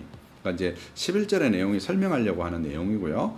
12, 13절은 그 설명하려고 하는 내용의 이제 근거 구절, 프루프 텍스트 같은 거예요. 이게 이제 마치 교리서 같은 그런 구조를 하고 있는 것이죠. 구조를 보시면 이제 그 거룩하게 하시는 이와 거룩함을 입은 있고 뒤에 이제 그 동사가 비동사예요. 비동사가 이렇게 와서 연결되어져 있는데 그 아래 부분에 보면 부끄러워 아니하신다. 이제 아니다 부정 접두어가 붙어 있으니까 부끄러워 하시고 이렇게 되어 있지만 아니가 붙어 있으니까 부끄러워 아니하시고, 이게 이제 포인트예요. 부끄러워하지 아니하시고 부르셨다. 우리를 뭘로 부르셨냐면 형제로 부르셨다. 이게 이제 11절이 얘기하고자 하는 포인트입니다. 그 포인트를 먼저 기억해 주시면 좋을 것 같습니다. 넘어가서 이제 본문의 내용을 한번 살펴보겠습니다. 거룩하게 하시는 이는 그리스도가 틀림없고 거룩하게 함을 입은 자는 신자임이 틀림이 없습니다. 그러나 다 한 근원에서 나왔다는 부분은 세 가지 정도로 해석이 가능하죠. 첫째는 하나님으로 해석할 수가 있고, 둘째는 아담, 셋째는 아브라함의 후손으로 해석할 수 있습니다. 그냥 자연스럽게 읽으면 하나님일 가능성이 높습니다. 근데 하반절 그러므로 형제라 부르시기를 부끄러워 아니하시고를 생각해 보면 형제라 부르시기를 부끄러워 아니하는 이유가 한 근원에서 났다는 사실에 기원하고 있는 것이죠. 한 근원에서 났으니까 부끄러워하지 않는다, 이런 표현이 되는 거예요. 이는 그리스도와 신자의 동질성을 강조한 것으로 해석한다면 이 경우는 아담이나 아브라함으로 후손으로 이해되어질 수 있고 아담보다는 아브라함의 후손에 무게가 더 실린다 할 수 있습니다. 왜 그러냐면 오늘 본문 14절에 천사를 붙들어 주려 함이 아니라 아브라함의 후손을 붙들어 주려 함이라는 그 문맥이 강조가 등장하는 것이죠. 그러나 부끄러워하지 않는다는 이미 사람과 다른 격을 보여주는 것이죠. 그죠? 여러분 이제 뭐 거지나 그 노숙자가 지하철역 같은 데서 자면서 부끄러워하겠습니까? 안 부끄러워하죠. 그냥 거기가 자기 집인 거예요. 근데 이제 우리 같은 사람이 어느 날 갑자기 지하철이나 뭐 서울역 같은 데 노숙하게 되면 부끄러워지잖아요. 그죠? 왜 그렇습니까? 우리가 그 사람보다 나은 사람이 아니라 실제 우리가 우리 스스로를 어떻게 정체성을 가지고 있는 거예요? 좀 이렇게 사람다운 삶을 살고 있다는 정체성을 갖고 있기 때문에 그런 위치에 처해져 있는 자신이 비참하고 부끄러워지는 것이죠. 그러니까 이 부끄러워한다는 이런 부끄러워 아니한다 혹은 부끄러워한다는 이 단어는 다른 격을 가진 존재에 대한 내용을 담고 있는 것이죠. 그래서 하나님으로 해석되어질 수 있다는 거예요. 이제 그런 의미를 가지고 있는 것이죠. 이제 그런 점을 생각해 보시면 형제라 부르기를 부끄러워하지 않는 이유가 바로 한 군원에서 났다는 사실에 기원하고 있다는 것입니다. 이는 그리스도와 신자의 아까 전에 제가 설명을 드렸군요. 이미 밑에서 네 번째 줄입니다. 이미 사람과는 다른 격을 보여주며 상반절에서도 거룩하게 하시는 이와 거룩하게 함을 입은 자가 구별된다는 점에서 하나님으로 이제 해석되어질 수 있는 거죠. 이것은 뒷부분에 혈과 육에 대한 설명을 좀 더 참고하시기를 바랍니다. 혈과 육에 대한 설명에서 좀 더 자세히 설명을 드리겠습니다. 분명한 건 여러분 기억하셔야 되는 게 하나님으로 해석되어질 수도 있고 아담으로도 해석되어질 수도 있고 아브라함의 후손으로도 해석되어질 수 있다는 점을 기억하시면 좋겠습니다. 분명한 의미는 히브리서 기자가 구약 인용을 살필 때 좀 더 분명하게 드러나는 거예요. 앞에 이제 11절의 내용이 뭐냐? 11절이 정말 말하고 싶어 하는 바가 뭐냐? 한 군원에서 났으므로 형제라 부르시기를 부끄러워하지 않으신다는 이 말이 실질적으로 히브리서 기자가 하려고 하는 얘기가 뭐냐 하는 것이 바로 이 인용을 통해서 드러난다는 거예요. 먼저 12절은 시편 22편 22절을 인용했는데 내가 주의 이름을 형제에게 선포하고 회중 가운데서 주를 찬송하리다 라고 이제 한 말씀이에요. 근데 시편 22편을 잘 보면 박해와 고통을 겪는 시인이 하나님을 신뢰하면서 그분의 구원을 미리 내다보고 하는 고백이에요. 여러 가지 박해와 고통, 예수님의 십자가 죽음과 관련된 여러 내용이 등장해서 초대교회가 이 말씀을 그리스도에 관한 예언으로 이렇게 이해했거든요. 초대교회는 이 시편을 예수에 관한 계시로 받아들였어요. 히브리서도 같은 이해를 담고 있습니다. 이 말씀은 인간을 형제로 삼고 고난을 마다하지 않으신 극진한 사랑이 들어있습니다. 특별히 22절은 고대하던 구원과 해방을 담고 있는 거죠. 그것을 바라보면서 형제에게 선포한다는 거예요. 구원을 선포하고 그 해방된 구원을 내가 찬송하고 이제 이런 내용을 담고 있는 것이죠. 이러한 인용은 그리스도가 많은 형제에 대해서 고난 받으심을 강조하는 맥락이고 이는 앞서도 논의한 한 군원에서 남이 우리와 동료되심을 강조한 것이라고 이해할 수 있습니다. 이어지는 13절은 이사야서 8장 17절과 18절을 인용했는데요. 17절 한번 보시면 이제 야곱의 집에 대해서 얼굴을 가리시는 여호와를 나는 기다리며 그를 바라보리라. 하나님께서 야곱의 집에 대해서 얼굴을 가리셨다는 거예요. 뭐 이제 여러 가지 이유가 있겠죠. 이제 이스라엘 범죄 때문일 수도 있고 뭐 이런 여러 가지 어떤 문제들 때문에 하나님이 그들을 안 보시려고 하는 거예요. 안 보시려고 하는데 이 시인은 하나님을 기다리는 것이죠. 그를 바라보는 거예요. 시인의 믿음, 시인의 신실함 이런 게 이제 담겨 있는데 이것을 이제 그리스도로 해석한 것이죠. 보라, 나와 및 여호와께서 내게 주신 자녀들이 이스라엘 중에 징조와 예표가 되었나니 이는 시온산에 계신 만군의 여호와께로 말미암은 것이니라. 이제 이 본문은 사실은 그 이사야서 8장에 보면 그 이사야가 낳은 자녀들이 하나님 앞에서 표징이 되는 것이거든요. 그래서 하나님의 노략이 급속하다 뭐 이런 이름을 붙였죠. 그런 이름을 붙였는데 하나님은 이제 야곱을 향해서 얼굴을 가리시고 안 보시는데 나는 그분을 바라보겠다는 본문을 인용해 온 거예요. 이사야의 내용을 보면 하나님이 이스라엘을 외면하시는 어려운 상황에서도 이사야는 제자들과 함께 하나님을 바라봅니다. 예수께서도 어떤 환경에서나 하나님을 신뢰하고 그분께서 당신의 자녀와 그의 형제로 삼아주신 사람들을 신뢰의 보증으로 여기셨습니다. 결국 하나님과 예수님 사이의 관계만큼이나 예수님과 그리스도의 관계도 긴밀하다는 거죠. 이사야가 자기 자녀와 제자들과 하나님을 바라보았던 것처럼 그리스도도 자기 형제인 하나님의 백성들과 하나님을 바라보는 이제 이런 구조를 가지고 있는 것이죠. 이 문맥은 우리가 지난 본문에서 살폈던 9절에 하나님의 은혜로 말미암아 모든 사람을 위하여 죽음을 맛보려 하심을 오리겐이나 암브로시우스나 제롬 등의 라틴 교부들이 하나님의 은혜 대신 하나님 없이로 읽었던 장면을 떠올리게 하는 거죠.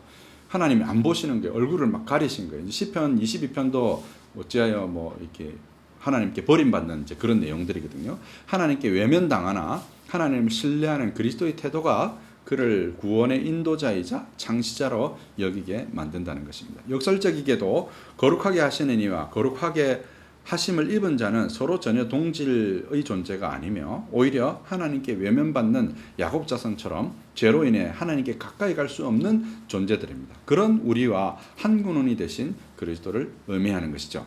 그래서 이제 같은 모양으로 혈육에 속하신 그리스도가 우리를 구원하신 구원의 창시자로서 이제 이렇게 하신 목적을 이제 5가지 이유나 목적을 5가지 정도로 설명을 했는데요. 14절로부터 15절 한번 먼저 읽어볼까요? 같이 한번 읽겠습니다. 시작. 자녀들은 혈과 육에 속하였음에 그도 또한 같은 모양으로 혈과 육과 함께 지니심은 죽음을 통하여 죽음의 세력을 잡은 자 곧 마귀를 멸하시고 또 죽기를 무서워함으로 한평생 매여 종로로 타는 모든 자를 놓아주려 하심이니. 여기서 이제 2가지 이유를 혈육에 속하신 예수께서 혈육에 속하여서 우리와 동질적 존재가 되셨던 2가지 이유를 설명하는데, 첫째는 마귀를 멸하는 것이고요. 둘째는 한평생 매여 종로로 타는 자를 놓아주려 하심이 이제 14절과 15절에 등장하는 것이죠. 이제 14절과 15절의 구조를 보면 2가지가 나와요. 함께 지니셨다, 함께 속하였다가 나오죠. 그 함께 지니셨다와 함께 속하였다에 보면 뒤에 같은 게 따라옵니다. 그죠? 혈과 육이라는 게 같이 따라오죠. 그죠? 그래서 자녀들과 함께 속하였고 혈과 육을 함께 지니셨다, 이렇게 설명하고 있고, 그것의 구체적인 2가지 이유가 뭐냐면 마귀를 멸하는 것과 매여 있는 자들, 무서워 종로로 가는 자들을 놓아주려고 하는 것을 강조해서 설명하고 있는 내용이 14절과 15절인데요. 혈과 육이라는 표현은 개인이든 종족이든 간에 인간의 피조됨과 하나님과 구분되는 인간에 대한 확립된 유대인들의 용어였어요. 유대인들이나 초대교회가 인간, 인성을 의미할 때 쓰던 단어가 혈과 육이고요. 때로는 하나님과 반대되는 뜻으로 쓰이며 혈과 육의 순서가 뒤바뀌어 쓰이기도 하는데 의미상 차이는 없습니다. 문맥상 14절과 15절에서는 죽을 수밖에 없는 존재로서 혈과 육을 의미하는 것이죠. 그러니까 그리스도는 죽을 수밖에 없는 존재가 아니신데, 그 죽을 수밖에 없는 존재가 아니신 하나님이신 그분이 죽을 수밖에 없는 인간 본성으로서 혈과 육을 입으셨다는 것에 대한 강조를 담고 있다 할 수 있습니다. 후기 유대주의에서는 마귀는 악과 죽음의 근원이면서 죽음을 주관하는 존재로 여겨졌습니다. 외경 중 하나인 지혜서에는 마귀의 질투로 세상에 죽음이 들어왔다고 말하는데요. 그 지혜서 2장 24절에 보면 그러나 악마의 시기로 세상에 죽음이 들어와 이 죽음에 속한 자들은 그것을 맛보게 된다, 이제 이런 구절이 나오는데요. 지혜서의 이 구절은 창세기 3장에 대한 해석으로 마귀가 영생하는 존재인 인간을 시기했다고 그리고 있습니다. 본문은 마귀가 어떻게 죽음의 권세를 가지게 되었는지를 밝히고 있지 않습니다. 그러나 명백한 사실은 마귀가 죽음의 세력을 잡게 되었다는 점을 명백하게 설명하고 있다는 점이죠. 신약에서도 비슷한 표현으로서 공중권세에 잡은 자라는 표현이 에베소서 2장 2절에 나오는데, 이는 영적 권세를 뜻하는 것으로 보입니다. 아마도 바울이 골로새서에 말한 것처럼 창세기의 창조 기사에는 명백히 드러나 있지 않지만 이 첫 창조가 단지 보이는 것에 대한 것만이 아니라 보이지 않는 세계와 거기에 속한 영적 존재들에 대한 창조로 묘사하고 있어요. 골로새서 1장 16절 같은 데 보면 그리스도께서 보이는 것과 보이지 않는 모든 것을 창조하셨다라고 말하므로 이 영적 세계에 대한 창조도 포함되었다는 것을 이제 설명하는 것이죠. 이들이 이런 권세를 갖게 된 데는 아담의 타락이 결정적인 역할을 한 것으로 보입니다. 이렇게 유추할 수 있는 이유는 에베소서가 회복된 교회의 위치를 이 영적 존재들에게 복음을 가르치는 위치로 규정하고 있다는 데서도 확인됩니다. 교회들이 하늘에 있는 권세와 보좌들이나 천사들을 의미하는 것이거든요. 복음을 가르친다는 내용이 에베소서 3장 10절에 나오는데요. 신약의 이런 행간은 지혜서의 창세기 해석에 대한 해석에 상당한 정도의 개연성을 부여한다고 할 수 있습니다. 그런데 본문의 설명의 특별한 지점은 이러한 마귀를 멸하시는 것이 하고 승리하신 방법이 더 큰 능력을 사용하셨기 때문이 아니라 그리스도의 죽음을 통해서였다는 점입니다.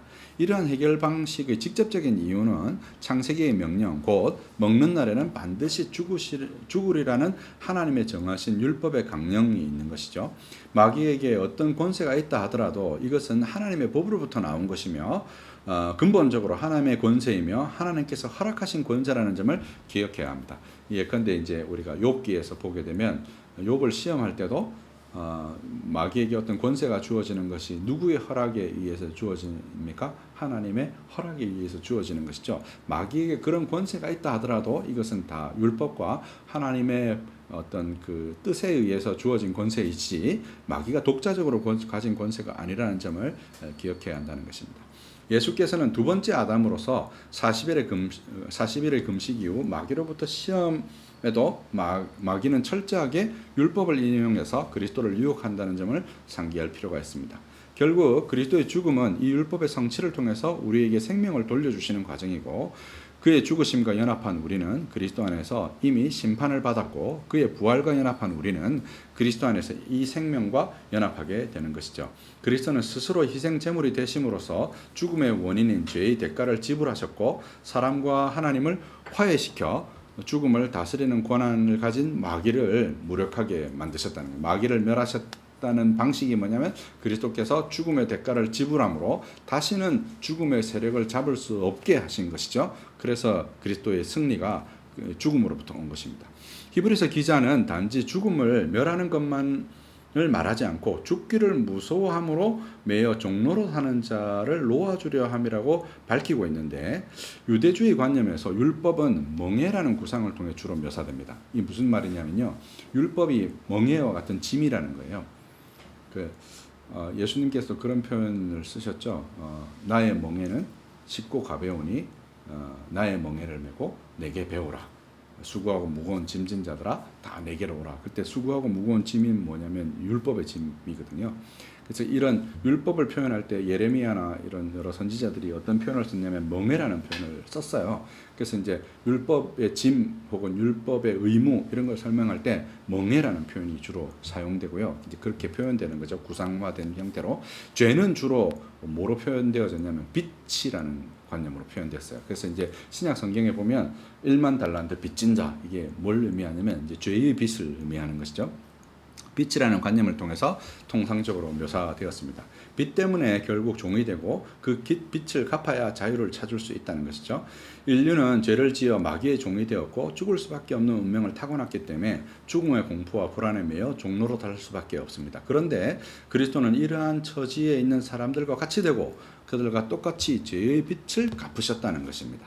그 결과 사람을 해방시켰다는 얘기를 하고 있는 것이죠. 여기서 우리가 숙고해야 할 한 가지 사실이 더 있습니다. 그리스도는 단지 죽음이라는 대가를 치르신 것뿐만 아니라 빛으로 유비되는 죄의 행위에 대한 순종을 값으로 치르셨다는 점인 거죠. 이제 아담은 불순종했는데 그리스도는 순종하셨잖아요. 이걸 이제 로마서가 어떻게 설명했습니까? 한 사람의 불순종으로 모든 사람이 죄인 된 것 같이 한 사람의 순종하심으로 많은 사람이 의인 되리라는 이제 그 설명에서도 우리가 알 수 있는 것이죠. 창세기 2장에서 먹는 날에는 반드시 죽으리라는 명령에서 반드시 죽음이라는 대가를 치르신 것만이 아니라 먹는 행위라는 불순종의 빛을 대신 갚으신 것이라 할 수 있습니다. 우리가 죄에서 구원받을 때 칭의가 죄의 형벌에서의 법적 책임에서의 해방을 뜻한다면 성화는 죄의 세력에서의 실제적인 해방을 뜻한다는 점을 기억해야 합니다. 즉 구원받는 백성은 사망이라는 형벌을 치를 것을 요구받기도 하지만 사망이라는 형벌을 불러온 행위들이 만들어낸 빛을 청산할 것을 요구받기도 한다는 점인 것이죠.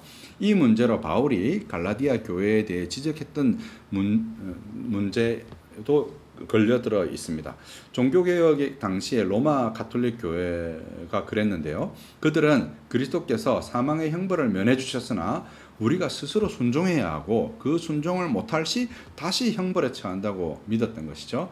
회개하라 천국이 가까워 왔느니라를 제롬의 라틴어 역본을 따라서 고해하라 천국이 가까워 왔느니라로 해석했고, 이들은 죄의 빚을 갚도록 고해로 나온 성도들에게 보속을 요구했어요. 보속을 치를 때만 사죄를 선포한 것이죠.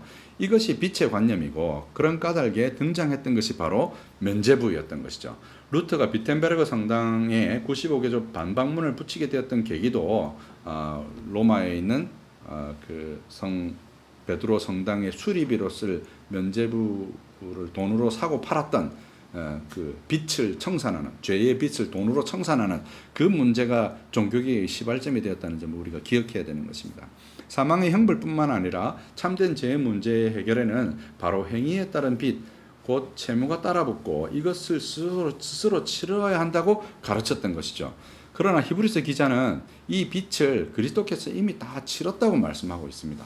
우리의 칭의는 사망의 형벌을 주님께서 치르셨을 뿐만 아니라 우리의 모든 불순종의 행위에 대해서도 순종으로 그 빚을 치르셨다는 개념을 포함하고 있습니다.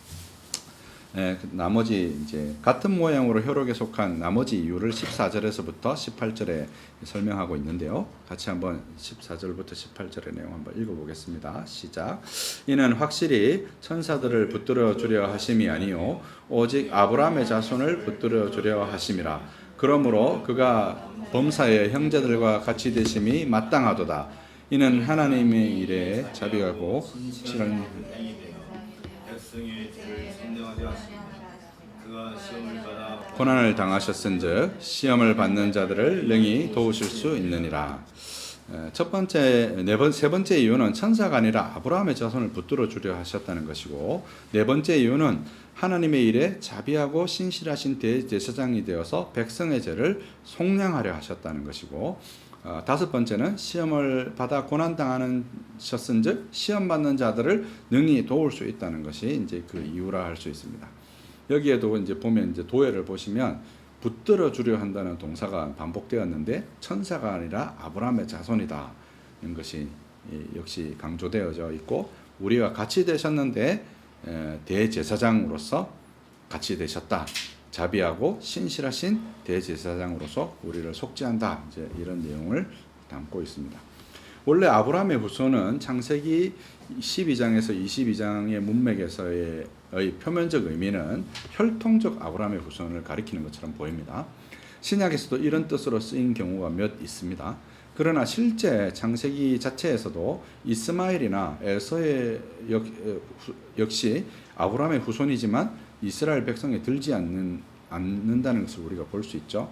이를 근거로 바울은 갈라디아서에서 아브라함의 후손이 육체를 따라난 것이 아니라 약속을 따라났고 성령을 따라난 후손임을 밝히고 있습니다. 신약은 대체로 이런 뜻을 따라서 아브라함의 후손을 사용하는데, 그리스도로 말미암아 우리가 그리스도의 형제가 되어졌으므로 우리가 아브라함의 후손이 되었다. 이제 이 설명을 하는 것이죠. 여기에서도 한 가지 더 고려해야 될 사실은 9절과 15절에서 그리스도의 희생과 구속이 모든 사람이라고 묘사되었다는 점인데, 이 모든 사람은 전 세계의 모든 인류를 가리키는 것이 아니라 모든 사람은 문맥상 16절에 아브라함의 후손을 가리키고 있으므로 믿음으로 구원 얻는 백성을 가리킨다 할 수 있고, 그러므로 그리스도의 속죄의 효력은 믿음으로 아브라함의 후손된 백성에게만 미친다고 이해해야 하는 것이죠. 이러한 교리를 이제 제한 속죄의 교리라고 합니다. 그리스도의 속죄는 모든 사람을 구원하기에 충분한 능력이 있으나 그 속죄의 효력에 있어서는 아브라함의 후손, 다시 말해서 믿음으로 그리스도께 접붙여진 그들에게만 이것이 효력 있게 되어진다는 것이 장로교회의 제한 속죄 교리라고 할 수 있습니다. 17절에서는 처음 대제사장이 등장하는데 이미 여러 차례 설명한 대로 사도행전 7장에서 스데반의 기소와 관련된 율법과 성전에 대한 구조를 히브리서가 하고 있는 것을 볼 수 있습니다. 1장과 2장이 율법, 곧 말씀에 관한 맥락을 제시하고 있다면 이 대제사장에 대한 언급은 3장에서부터 5장에서 반복되고 있고, 오늘 이 본문은 이제 10절부터 18절의 본문은 이 중간에 가교 역할, 링크 역할을 하고 있는 것이죠. 17절은 율법과 성전을 이어주는 가교 역할을 하고 있는 구절이라 할 수 있습니다. 이 대제사장이 하나님 앞에서 신실하고 믿음이 있고 자비로운이라고 소개하고 있는데, 그의 직무는 백성의 죄를 속죄하는 것임을 명시하고 있습니다. 이 대제사장에 대한 두 가지 설명은 3장에서부터 강조되어 나타나는데, 3장 1절부터 4장 14절까지는 신실한 대제사장에 대한 강조가 나타나고요. 오늘 이제 대제사장을 설명하면서 두 가지 형용사가 붙었잖아요. 신실한 대제사장, 자비로운 대제사장, 두 가지 설명이 붙었는데, 먼저 신실한 것에 대한 설명이 4장 14절까지 등장하고, 4장 15절부터 5장 10절까지는 자비로운 대제사장에 대한 설명이 나오고 있습니다. 동시에 17절과 18절은 속죄의 두 가지 국면, 곧 사망의 형벌을 면한다는 점에서 대제사장의 직임에 대한 강조와 빛을 갚으시는 점에 대한 설명과 관계에서 18절에서 시험을 받으시는 그리스도를 소개하고 있다는 점을 주목해서 보아야 합니다. 18절은 그리스도와 사람의 긴밀한 관계를 설명하는 문맥의 결론이라고 할 수 있습니다. 그러니까 우리를 그리스도의 형제 삼으셨다는 것의 구체적인 결론이 바로 18절이라고 할 수 있는 것이죠. 히브리서 기자는 그리스도께서 모든 사람과 똑같이 시험과 고난을 받으신 분임을 강조하고 있습니다. 왜 그럴까요? 결국 빛으로 유비되는 죄의 행위에 대한 행위를 보상하는 문제에 대해서 사람에게 일련의 책임이 있다는 점을 시사하고 있는 것이죠. 그러나 로마 가톨릭 교회가 갔던 복음에서 멀어지는 것을 경계해야 함에도 이 부분은 매우 중요한 부분인 거예요. 그것을 우리가 갚아야 된다는 것 때문에 로마 가톨릭 교회가 곁길로 벗어났잖아요. 그것을 우리가 경계해야 되지만 이 부분은 굉장히 중요하다는 거. 어떤 점에서 중요하냐면, 시험을 받다, 유혹을 당하다는 뜻을 지니고 있고, 이것은 사람이 겪는 온갖 시험과 유혹을 가리키는 것이죠. 그리스도는 역시 연약한 사람으로서 시험과 고난과 유혹 등을 다 체험하셨습니다. 그러나 죄는 없으셨고, 그렇게 그는 우리의 죄의 빛을 다 갚으셨기 때문인 것이죠. 때문에 사람이 겪는 여러 어려움을 누구보다도 깊이 이해하고 아파하며 그 어려움을 이기도록 도와주신다는 것이죠. 그 이김의 방법은 11장에서 언급된 믿음이라는 방법이고요. 히브리서 첫 강의에서 말씀드렸던 율법으로 성전에 나오고, 성전을 통해서 은혜를 입어 우리에게 은혜의 습관, 곧 믿음과 소망과 사랑이라는 초자연적인 영적 습관이 생긴다고 설명한 것이 히브리서의 구조라고 설명했다는 점을 여러분 기억하셔야 되는 것이죠. 우리가 인생에서 만나는 죄의 빛을 해결하는 방식은 우리가 행위로 주님께 갚아드려야 하는 것이 아니라 우리의 연약함을 경험하셔서 아시는 성전이신 주님 앞에 나아가 그리스도께서 베푸시는 은혜를 경험함으로 그 은혜를 힘입어 우리 안에 신앙의 습관이 생기게 되므로 이기게 된다는 설명을 하고 있는 것이죠. 이것이 성경이 말하는 복음이라 할 수 있습니다. 그러니까 우리 스스로 유혹을 당했을 때 우리 스스로의 힘으로 유혹을 이겨서 순종해야 된다고 성경이 말하지 않는다는 거예요. 예수께서 우리의 연약함을 다 경험하셨다는 거죠. 그 연약함을 경험하신 그 과정을 그분이 다 아시기 때문에 우리가 그분 앞에 나아가서 그분이 베푸시는 은혜를 따라서 우리가 우리 안에 영적인 습관이 생기고 그 영적인 습관을 말미암아 마침내 순종하게 되는데, 그 순종은 우리의 행위의 결과가 아니라 하나님의 은혜의 결과, 은혜의 열매로 나타나게 되는 것이죠. 가지가 스스로 열매 맺는 것이 아니라 나무에 붙어 있으므로 열매 맺는 것과 같은 원리인 것입니다. 근데 이제 많은 경우에 신자들이 스스로의 행위로 순종하려고 하다가 넘어진다는 거죠. 로마 가톨릭 교회도 그렇게 넘어진 것입니다. 근데 성경은 그런 교리를 가르치지 않고 있다는 거죠. 갈라디아서가 이제 그것을 반증해주는 이제 바울의 서신이라고 할 수 있습니다. 오늘 본문의 내용을 이제 크게 몇 가지로 적용해 볼 수 있는데요. 그리스도의 고난은 제의적인 의미가 있습니다. 그는 구원의 인도자로서 아브라함의 후손을 구원의 영광으로 인도하시기 위해 자신을 봉헌하였고, 그 결과 우리를 수납하실 수 있게 된 거예요. 우리가 하나님 앞에 수납되어지는 가장 단순하고 분명하고 첫 번째 되고 마지막 되는 이유가 있다면 바로 예수 그리스도의 고난에 의한 봉헌이라는 거예요. 그 어떤 다른 것으로도 우리가 하나님께 수납되어질 수 있는 온전케 됨이라는 것이 존재하지 않는다는 것이죠. 나는 하나님께 나아갈 때 무엇을 의지하는가 하는 것이죠. 나 자신의 알량한 선행을 의지하고 있지 않는가. 나는 온전히 그리스도의 고난으로 말미암은 온전한 제사로 수납되었다는 사실을 믿고 있는가 하는 것이죠. 내가 좀 뭔가 선행을 했을 때는 하나님 앞에 뭔가 자랑할 만한 것이 있고, 죄를 지었을 때는 막 숨어서 하나님 앞에도 나갈 수 없는 그런 형편에 있는 것처럼, 이런 행동들의 근거가 뭡니까? 다 자기의 행위에 있는 것이잖아요. 그것을 지금 오늘 본문이 경계하고 있는 것이죠. 우리가 하나님께 나아가는 첫 번째 되는 이유가 뭐냐라고 했을 때 바로 그리스도의 고난의 제사라는 점을 우리가 기억해야 한다는 것입니다. 그것 외에 우리가 온전케 받아들여질 수 있는 다른 길이 없다는 것을 여러분이 마음속에 기억하셔야 되고요. 두 번째, 그 구원은 얼굴을 가리시는 하나님의 외면에도 불구하고 우리를 형제로, 그의 자녀로 삼으심으로 나타났습니다. 나는 온전하게 그리스도의 형제로서 하나님의 자녀로서의 정체성을 가지고 있는가 하는 것이죠. 여러분 자신에 대해서 어떻게 생각합니까? 내가 이제 좋은 학교 나오면 괜찮은 사람인 것 같고, 좋은 직장을 가지면 괜찮은 사람인 것 같고, 좋은 가문에 속하면 괜찮은 사람인 것 같고, 그냥 거리에 불황자로 있으면 나는 쓸모없는 쓰레기 같고 찌끄레기 같습니까? 여러분의 그런 육적인 정체성이 아니라 여러분의 정체성의 근간이 무엇이어야 되냐면 그리스도의 형제가 되어야 된다는 것이죠. 여러분 그리스도의 패밀리가 된 거예요. 그죠? 그것이 여러분의 정체성이 되어야 된다는 것이죠. 그럴 때 우리의 정체성이 흔들림이 없고 여러분의 신앙적 윤리들도 분명하게 흘러나오는 것이죠. 세 번째, 마귀를 멸하신 이유는 마귀가 죽음의 권세를 가졌기 때문입니다. 주님의 전쟁은 능력의 전쟁이 아니라 죽음의 권세를 죽음으로 대면하는 전쟁이었습니다. 나는 주님의 죽음의 값을 이미 지불하셨다는 사실을 온전히 믿고 있는가 하는 것이죠. 우리가 매여 종로로 하게 된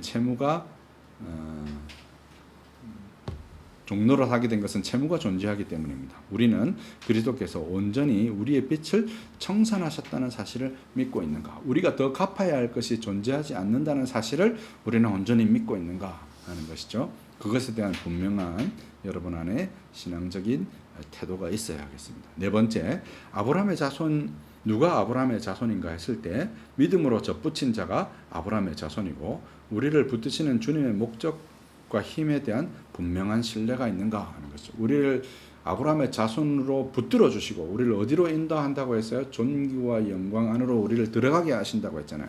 그것에 대한 분명한 목적과 힘에 대한 신뢰가 있는가 하는 거죠. 우리를 붙드시는, 우리를 흔들려 넘어지게 하지 않으시는 그리스도의 그 붙드심에 대한 분명한 신뢰가 여러분 안에 있는가 하는 것이죠.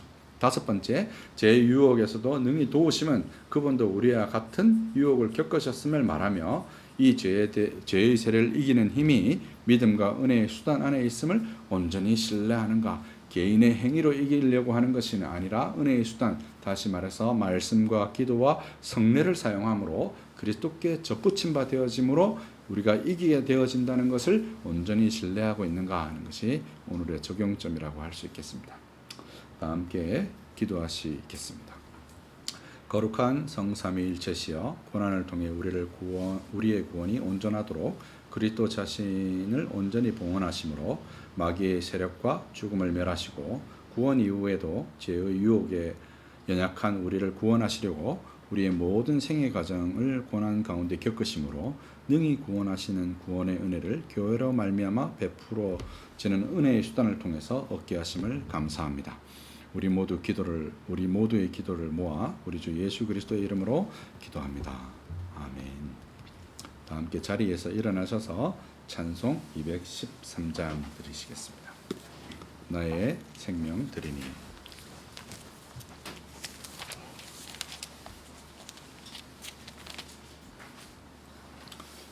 나의 생명 드리니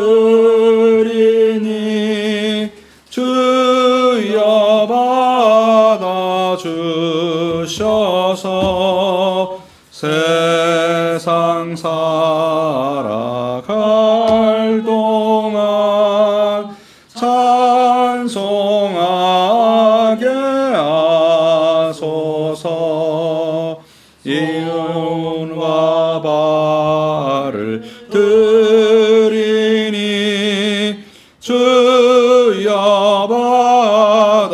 주셔서 주의 일을 위하여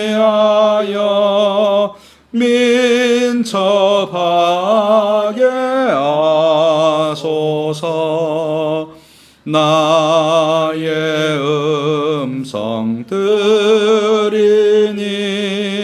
주여 받아 주셔서 주의 진리 말씀만 전파하게 하소서. 나의 보아 드리니 주여 받아 주셔서 하늘나라 위하여 주 뜻대로 쓰소서. 나의 시간 드리니 주여 받아 주셔서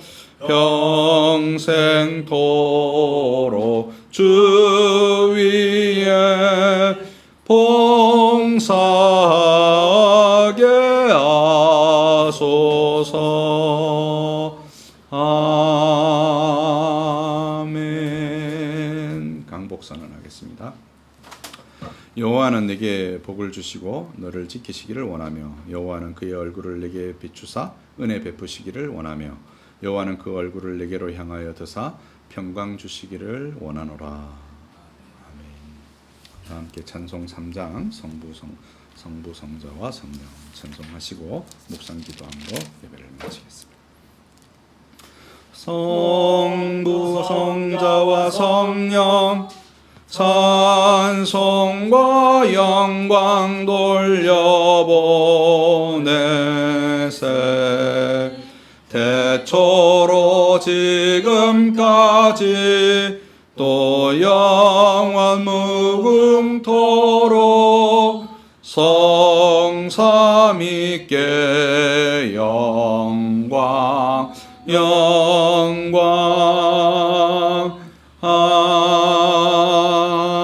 아멘. 묵상기도 하시겠습니다.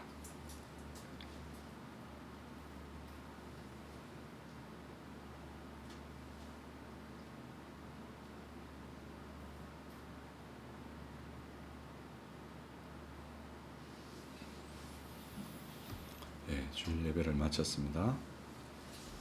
수고하셨습니다.